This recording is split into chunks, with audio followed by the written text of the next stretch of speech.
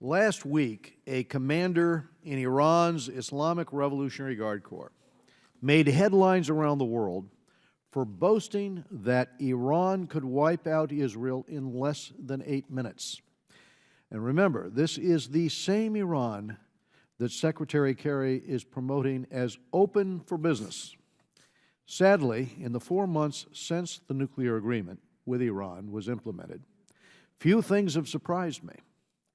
I expected Iran to continue full speed ahead with its intercontinental ballistic missile program, and it has, testing 2 ICBMs. And remember, as the Secretary of Defense says, intercontinental means able to reach from there to here. We have also seen the testing of ballistic missiles, and in case we misconstrue their intent, on the side of these ballistic missiles were the words, "Israel must be destroyed," in Farsi, but also in Hebrew. It is no surprise that Iran's abysmal human rights record continues, the executions continue, the torturing in Evin prison continues. 2 more Americans have now been taken hostage. And it is no surprise that the agreement, with $100 billion plus, is strengthening the Revolutionary Guards and others responsible for these abuses. I'm not all that surprised that Iran may hold its nuclear program to the letter of the agreement. After all, it was this committee that exposed the agreement's central flaw, and that central flaw is the Sunset Clause. With its nuclear infrastructure kept intact and key restrictions that expire, Iran does not have to cheat to get the bomb. Instead, it just simply must wait out the clock to get the bomb.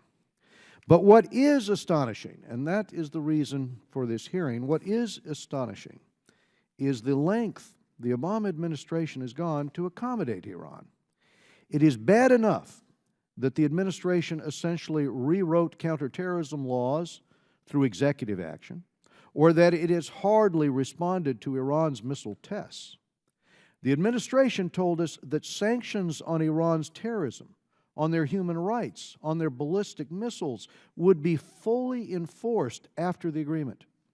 Yet it now says that non-nuclear sanctions would undermine the Iran agreement. So, what has happened is that the White House's Iran's policy now amounts to walking on eggshells.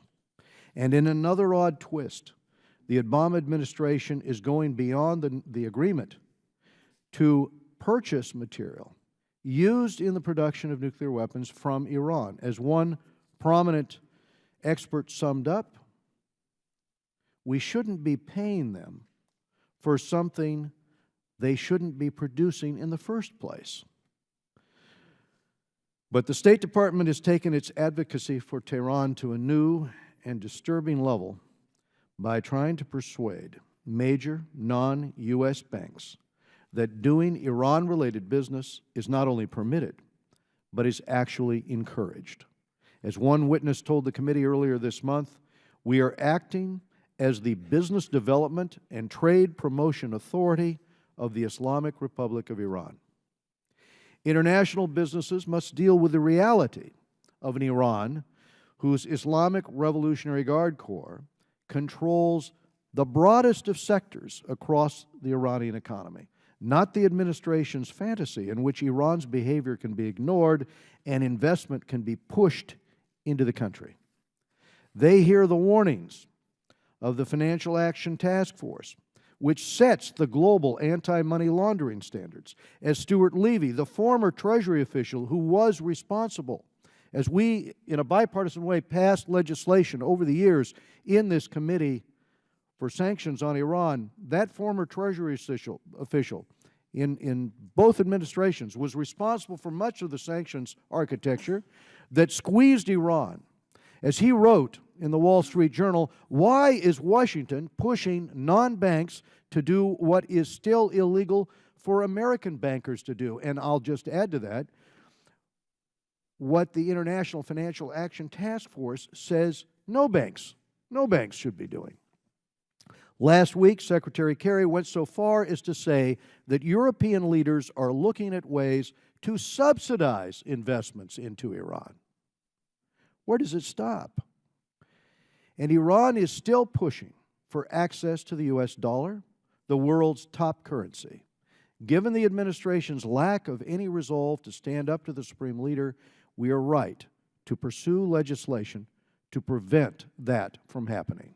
And I now turn to the ranking member for any opening comments he may have.